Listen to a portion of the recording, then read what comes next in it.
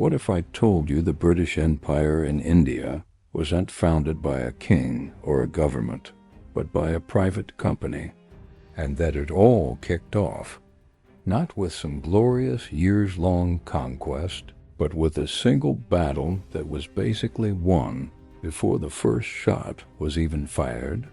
In the mid-18th century, India wasn't a single unified country. Think of it more as a mosaic of powerful kingdoms all loosely operating under the crumbling Mughal Empire. It was a land of staggering wealth, the global center for textiles, spices, and pretty much anything luxurious you could imagine.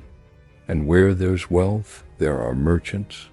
For over a century, European powers like the French, Dutch, and British had been trading in India. But at first, that's all they were, traders.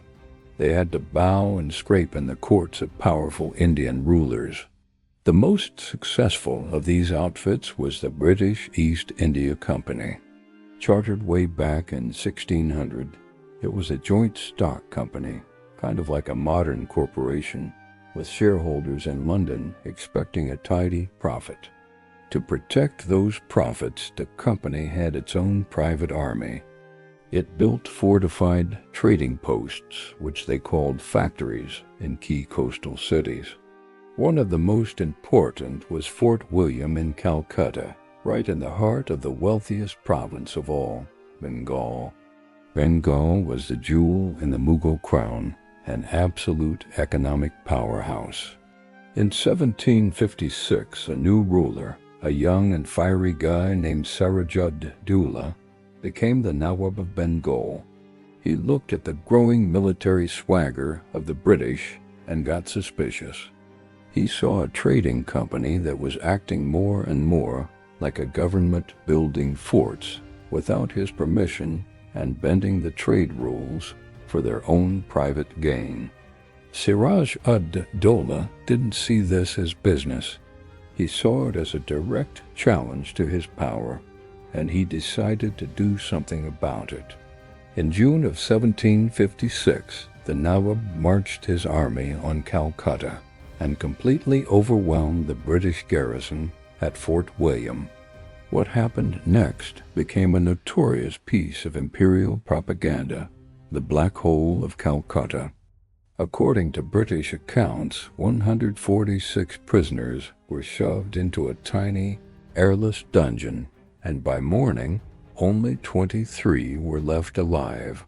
While modern historians fiercely dispute these numbers, the story itself was dynamite. Back in Britain, it was blasted across the headlines as a barbaric atrocity that demanded revenge. For the East India Company, this was way more than a tragedy. It was a threat to their bottom line. Losing Calcutta was a financial and reputational disaster. A response wasn't just likely, it was non-negotiable. From their headquarters in Madras, the company's directors dispatched their most effective, ambitious, and ruthless operator to lead a relief force. His name was Robert Clive. Clive wasn't some high-born general. He'd started as a lowly company clerk, a writer, and was known for being a bit of a troublemaker in his youth. But in the strange, hybrid world of corporate warfare in India, Clive had found his calling. He was a brilliant, impulsive, and utterly fearless tactician who had already made a name for himself fighting the French. Now he was heading for Bengal with a relief force that would grow to about 3,000 men, a mix of European soldiers and Indian soldiers called sepoys, trained in the European style. His mission: retake Calcutta and secure the company's interests, no matter the cost.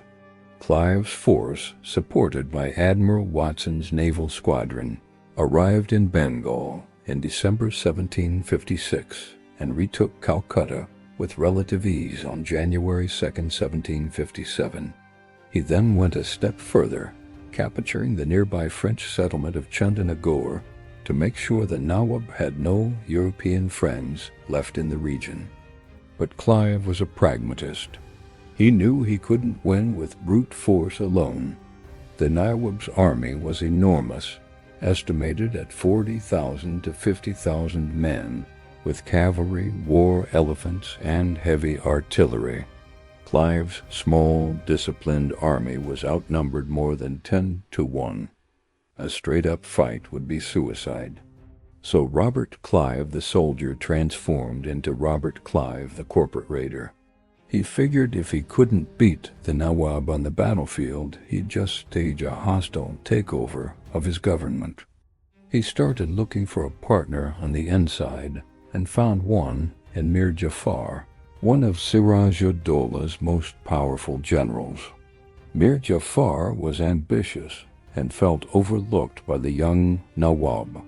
Through a network of merchants and bankers who also wanted the Nawab out, Clive hatched a secret conspiracy.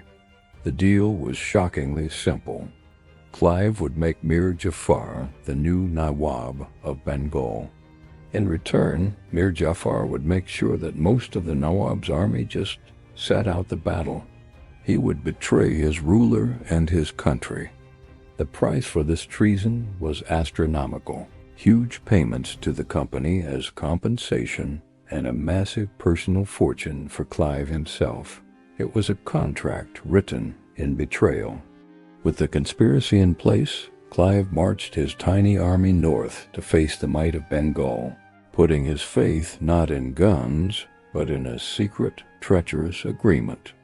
On June 23, 1757, the two armies met near the village of Plassey. The Nawab's massive army, a sea of color and steel, was a terrifying sight. Clive's 3,000 men took shelter in a mango grove, looking almost comically small by comparison. The battle opened with a huge but clumsy artillery barrage from the Nawab's cannons. For hours, both sides just traded fire. Clive was in an impossible spot. He was pinned down, and Mir Jafar, who commanded a huge chunk of the Nawab's army, was giving no sign that he was going to switch sides. Clive started to worry he'd been played for a fool. Then the weather stepped in. A sudden torrential monsoon rainstorm soaked the battlefield. Here's the crucial part. The British had brought tarpaulins and covered their gunpowder. The Nawab's army hadn't. Their gunpowder was ruined, silencing most of their cannons. Thinking the British guns were also useless, a part of the Nawab's army advanced. They were met with a disciplined, shocking storm of fire from Clive's protected guns. The attack crumbled. This was the tipping point. Seeing the chaos, Clive ordered a general advance, and that's when Mir Jafar finally made his move. As the British pushed forward, the massive part of the army under his command simply stood still. It created total confusion and panic. Siraj-ud-Dowlah, seeing his own general turn against him, lost his nerve and fled the field. With their leader gone and betrayal ripping through the ranks, the mighty Bengal army just melted away. The battle was over by 5 p.m. It had all lasted just a few hours. The British East India Company had lost only around 22 men. The Nawab's forces lost about 500, but the real result wasn't measured in casualties. It was measured in who now held the power. With the battle won, the conspiracy was complete. A few days later, Siraj-ud-Dowlah was captured and executed, an order given by Mir Jafar's son, Miran. Clive, true to his word, installed Mir Jafar as the new puppet Nawab of Bengal. The hostile takeover was a spectacular success. What came next is often called the Plassey Plunder. The company was granted vast territories and undisputed trading rights. Mir Jafar was forced to pay out such enormous sums in compensation that he basically emptied the Bengal treasury to reward the company and its officials. Clive himself walked away with a personal fortune that made him one of the wealthiest men in Britain. This single event completely changed the East India Company. It wasn't just a trading firm anymore.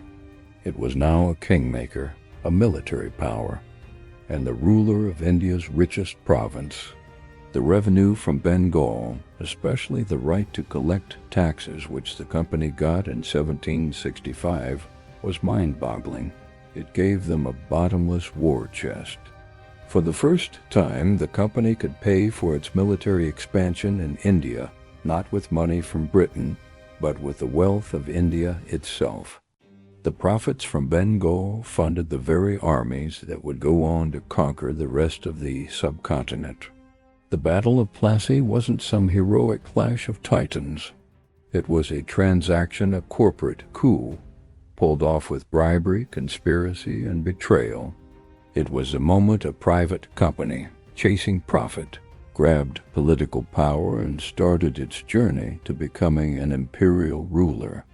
This one victory, won for the price of just 22 dead soldiers, directly set the stage for 2 centuries of British rule in India, an era that would reshape both the subcontinent and the world. It's a stark reminder of how a single day and a single act of treachery can pivot the entire course of history, turning a corporate ledger into the blueprint for an empire. If you found this story of corporate conquest as wild as we did, be sure to like this video and subscribe for more deep dives into the events that shaped our world. And let us know in the comments, what other historical turning points do you want to see us break down? Thanks for watching,